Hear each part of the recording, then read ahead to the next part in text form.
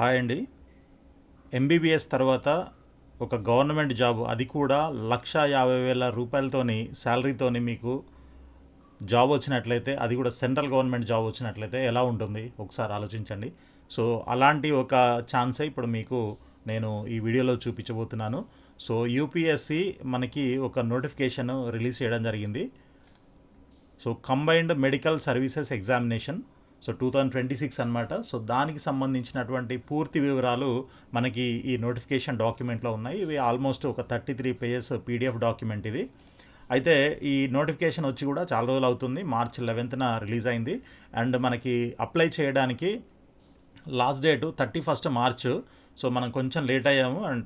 అంటే మనం జనరల్గా ఈ జాబ్స్ గురించి చూడం, ఓన్లీ అడ్మిషన్స్, కౌన్సిలింగ్ గైడెన్సే కాబట్టి సో ఇది కూడా చూడలేదు. బట్ ఇప్పుడు మనకి పీజీ స్టూడెంట్స్ అంతా కూడా మన ఛానల్లో సబ్స్క్రైబ్ చేసి ఫాలో అవుతున్నారు కాబట్టి వాళ్ళకి ఏమైనా యూజ్ అవుతుందేమో అన్న ఉద్దేశంతో ఇది కూడా పెట్టడం జరిగిందనమాట. So date of examination August 2 అనమాట. ఓకే.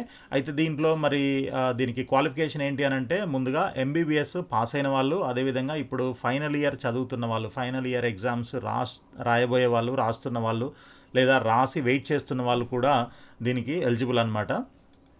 అయితే దీంట్లో ఎన్ని పోస్టులు ఉన్నాయనంటే ఆల్మోస్ట్ 1300+ పోస్టులు అయితే ఉన్నాయి. ఇక్కడ చూడండి, మనకి కేటగిరీ 1 అండ్ కేటగిరీ 2 రెండు రకాల పోస్టులు అయితే ఉన్నాయి. సో దీంట్లో medical officer grade in general duty, medical officer sub cadre of central health service, దీంట్లో 864 నంబర్ ఆఫ్ పోస్టులు అయితే ఉన్నాయి. అదేవిధంగా కేటగిరీ 2లో తీసుకున్నట్లయితే assistant divisional medical officer in railways 450 పోస్టులు ఉన్నాయి. నెక్స్ట్ వచ్చేసి మనకి general duty medical officer in New Delhi municipal council, దీంట్లో 14 జాబ్స్ ఉన్నాయి.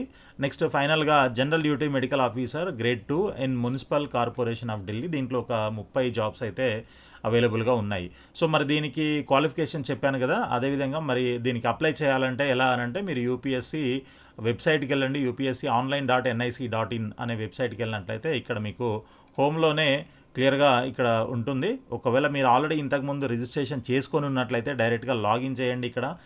ఇక్కడ నుంచి అయినా చేయొచ్చు. అప్లై ఫర్ ఎగ్జామినేషన్ అని ఉంటుంది, ఇది ఇక్కడైనా చేయొచ్చు, లేదంటే ఇక్కడ నుంచి అయినా లాగిన్ చేయొచ్చు.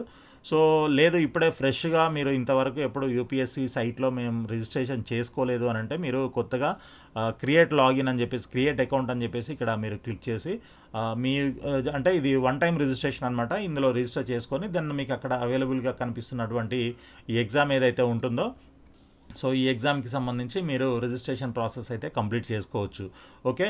ఇకపోతే మనకి దీనికి సంబంధించి నంబర్ ఆఫ్ పోస్టుల గురించి అండ్ క్వాలిఫికేషన్ గురించి కూడా చూసాం కదా.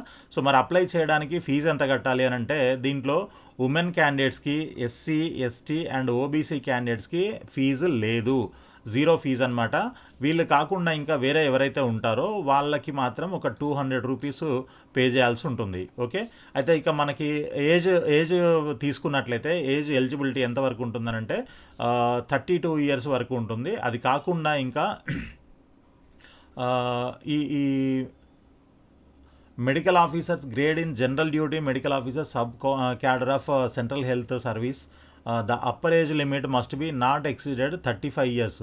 సో ఈ పోస్టులకి మాత్రము 35 ఇయర్స్ ఎక్సీడ్ అవ్వకూడదు. మిగిలిన వాటికి మాత్రం ఇక్కడ 32 ఇయర్స్ వరకు కన్సిడర్ చేస్తారు. సో ఈ 32 లేదా 35 అనే దానిపైన కొంత రిలాక్సేషన్ కూడా ఉంటుంది. ఎవరికనంటే ఇప్పుడు ఫర్ ఎగ్జాంపుల్ ఎస్సీ, ఎస్టీ వాళ్ళకైతే 5 ఇయర్స్ రిలాక్సేషన్ ఉంటుంది. నెక్స్ట్ మనకి ఓబీసీ కేటగిరీ అయితేనేమో 3 సంవత్సరాల రిలాక్సేషన్ ఉంటుంది. తర్వాత డిఫెన్స్ సర్వీస్ పర్సనల్స్ ఎవరైనా ఉన్నట్లయితే వాళ్ళకు ఒక 3 సంవత్సరాలు. ఇదే విధంగా కొంతమందికి ఇంకా ఈ రిలాక్సేషన్ అనేది 5 ఇయర్స్ ఈ విధంగా ఉన్నాయి. సో మీరు ఏ కేటగిరీలో వస్తారో ఒకసారి మీరు చెక్ చేసుకొని దాని ప్రకారంగా మీకు ఎలిజిబిలిటీ, ఏజ్ పరంగా ఎలిజిబిలిటీ ఉందా లేదా చెక్ చేసుకోండి. ఓకే.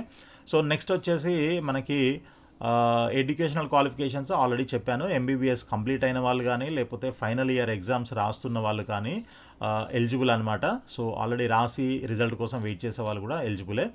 సో ఇక ఫిజికల్ స్టాండర్డ్స్ ఫీజు అయితే 200 రూపీస్. ఏది ఫీమేల్, ఎస్సీ, ఎస్టీ, పీడబ్ల్యూడీ వాళ్ళకి కాకుండా మిగిలిన వాళ్ళకి 200. వీళ్ళకి ఈ 4 కేటగిరీస్ వాళ్ళకి మాత్రం 0 అనమాట. వాళ్ళు ఫీజు ఏం పే చేయాల్సిన అవసరం లేదు. ఈ 200 ఎవరైతే పే చేయాలో వాళ్ళు credit card, debit card, UPI పేమెంట్తో కూడా చేసే అవకాశం ఉంటుందన్నమాట. సో మనకి ఆగస్టు 2వ తారీఖున ఎగ్జామ్ ఉంటుంది. అయితే ఎగ్జామ్ సెంటర్స్ ఎక్కడెక్కడ ఉన్నాయి మన తెలంగాణలో అండ్ ఏపీలో అని చూస్తే హైదరాబాద్ ఒకటి ఉంది, అదేవిధంగా విశాఖపట్నం ఉంది, నెక్స్ట్ తిరుపతి ఉంది. సో ఈ 3 సెంటర్స్ తెలుగు రాష్ట్రాల్లో ఈ 3 సెంటర్స్ మాత్రమే ఉన్నాయి. సో మీకు ఎక్కడ దగ్గర అవుతుంది ఏంటి అనేది చూసుకొని మీరు రిజిస్ట్రేషన్ చేసేటప్పుడు, అదే అప్లై చేసేటప్పుడు సెంటర్స్ని దాంట్లో ఇంక్లూడ్ చేసుకోండి. సో ఇక్కడ ఇది వచ్చేసి మనకి స్కీమ్ ఆఫ్ ఎగ్జామినేషన్ అనమాట. మనకి రిటర్న్ ఎగ్జామినేషన్ ఉంటుంది 500 మార్క్స్కి, అదేవిధంగా పర్సనాలిటీ టెస్ట్ ఉంటుంది 100 మార్క్స్కి. సో రిటర్న్ టెస్ట్లో మీకు పేపర్ 1 250 మార్క్స్కి ఉంటుంది, పేపర్ 2 కూడా మనకి ఇంకొక 250. దానికి సంబంధించిన సిలబస్ అంతా కూడా ఇక్కడ ఇవ్వడం జరిగింది. సో పేపర్ 2 250 మార్క్స్ ఉంటుంది. సో దీంట్లో ఏమేమి సిలబస్ ఉంటుంది ఏంటి and total number of questions in paper 2 120, ఇలా మీకు క్లియర్గా కావాల్సిన ఇన్ఫర్మేషన్ అంతా కూడా ఈ డాక్యుమెంట్లో ప్రొవైడ్ చేయడం జరిగిందనమాట. సో ఇప్పటి నుంచి ఆగస్ట్ 2 వరకు అని అంటే మీకు ఆల్మోస్ట్ ఏప్రిల్, మే, జూన్, జూలై 4 మంత్స్ టైం ఉంది. సో ఈ 4 మంత్స్లో మీరు ఎంత ప్రిపేర్ కాగలిగితే అంత మంచిది అనమాట. సో జాబ్స్ కూడా అంటే నెంబర్ ఆఫ్ పోస్టులు కూడా బాగానే ఉన్నాయి కాబట్టి, చాలానే ఉన్నాయి కాబట్టి ఇవన్నీ డెఫినెట్గా మీకు ఉపయోగపడతాయి. సో ఇక ఫిజికల్ స్టాండర్డ్స్ ఎలా ఉండాలి ఏంటి ఇట్లాంటివన్నీ కూడా అదర్ డీటెయిల్స్ ఇవి చాలా వరకు అందరికీ ఎలిజిబులే ఉంటారు. సో మేజర్ ఎలిజిబిలిటీ ఏంటి అనేది మాత్రమే నేను మీకు ఎక్స్ప్లెయిన్ చేశాను, ఆ క్వాలిఫికేషను, ఏజ్ ఇట్లాంటివి. సో అది కాకుండా ఇంకా అదర్ డీటెయిల్స్ ఏమైనా కావాలి అని అంటే మీరు ఈ డాక్యుమెంట్ నేను వీడియో కింద డిస్క్రిప్షన్లో ఈ లింక్ షేర్ చేస్తాను. సో డైరెక్ట్గా మీరు దాన్ని క్లిక్ చేసి ఓపెన్ చేసి మీరు ఈ డాక్యుమెంట్ అంతా గోత్రూ అయినట్లయితే డెఫినెట్గా మీకు కావాల్సిన ఇన్ఫర్మేషన్ అంతా కూడా దీంట్లో దొరుకుతుంది. సో ఇంకా ఏమైనా డౌట్స్ ఉన్నట్లయితే మీరు కింద కనిపిస్తున్నటువంటి నంబర్లో కాల్ చేయొచ్చు. అండ్ శాలరీ, ఎగ్జాక్ట్లీ శాలరీ గురించి వచ్చినట్లయితే ఇక్కడ బేసిక్ శాలరీ వచ్చేసి 10th పే మ్యాట్రిక్స్ ప్రకారంగా 56,100 బేసిక్ పే ఉంటుంది. దీనిపైన టీఏ, డిఏ, హెచ్ఆర్ఏ ఇవన్నీ కలుపుకొని మీకు ఆల్మోస్ట్ 1,50,000 వరకు శాలరీ ఫస్ట్ మంతే మీకు 1,50,000 శాలరీ వచ్చే అవకాశం ఉంటుందన్నమాట. ఓకే, సో ఇది ఒక మంచి అవకాశం, చాలా మంచి బెస్ట్ ఆపర్చునిటీ. సో ఎవరైతే జాబ్ చేయాలి అని అనుకుంటున్నారో అంటే ఇప్పుడు ఎంబీబీఎస్ చేసి తర్వాత మళ్ళీ పీజీ చేయాలి, ఎంబీబీఎస్ చేస్తే మనకి పెద్దగా ఉపయోగం ఉండట్లేదు అని మీ అందరికీ తెలుసు కదా. సో పీజీ కోసం ట్రై చేస్తున్న వాళ్ళు కూడా చాలామంది ఉన్నారు. సో మీకు ఎంబీబీఎస్తోనే ఇంత మంచి జాబ్ దొరుకుతుంది అని అంటే డెఫినెట్గా ఇది మీకు ఫ్యూచర్లో చాలా యూస్ఫుల్ ఉంటుంది. అండ్ ఇప్పుడే అంటే ఫస్ట్ మంతే మీకు 1,50,000 శాలరీ అని అంటే మీకు ఎక్స్పీరియన్స్ పెరుగుతూ ఉన్న కొద్దీ ఇంకా మీకు మంచిగా శాలరీ పెరిగే అవకాశం ఉంటుంది. పే మ్యాట్రిక్స్ లెవెల్ 10లో మీరు జాయిన్ అవుతారు. ఆ తర్వాత ఇంకా 11, 12 ఇట్లా మీరు వెళ్ళినట్లయితే ఈ విధంగా ఇక్కడ చూడండి 11 అయితే మీకు 67,000 బేసిక్ ఉంది. ఇంటూ 3 వేసుకోవచ్చు మీరు, అంటే టీఏ, డిఏ, హెచ్ఆర్ఏ ఇట్లాంటివన్నీ అలవెన్సెస్ అన్నీ కలుపుకుంటే మీకు ఇక్కడ చూడండి పే మ్యాట్రిక్స్ 13కి వచ్చేసరికి 1,18,500, పే మ్యాట్రిక్స్ 14కి వచ్చేసరికి 1,44,200. సో అక్కడ నుంచి 2,18,000 ఇది బేసిక్ మాత్రమే, ఇక్కడ చూపిస్తున్నవన్నీ బేసిక్ మాత్రమే. సో ఇంటూ 3 వేసుకుంటే మీకు ఫైనల్గా అంటే మీకు గ్రాస్ శాలరీ అనేది వస్తుందన్నమాట. కాబట్టి ఇవన్నీ మీకు మంచి ఆపర్చునిటీ అనమాట. సో డెఫినెట్గా మీరు ట్రై చేయండి.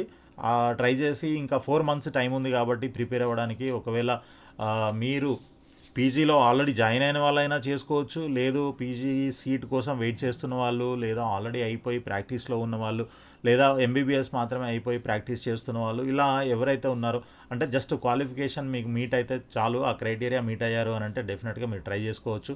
వస్తుందా రాదా అనేది కాసేపు పక్కన పెట్టి ఖచ్చితంగా వస్తుందన్న ఉద్దేశంతో మీరు ప్రిపేర్ అయ్యి 4 మంత్స్ టైం ఉంది కాబట్టి దానికి ట్రై చేసినట్లయితే డెఫినెట్గా మీకు రావడానికి ఛాన్సెస్ అయితే ఉంటాయి. కాబట్టి సో ఇది మనకి ఉన్నటువంటి డాక్యుమెంటు. ఓకే, మీకు ఇంకేమైనా డౌట్స్ ఉన్నట్లయితే కింద నంబర్లో కాంటాక్ట్ చేయండి. సో ఆల్ ది బెస్ట్ అండి. Thank you so much.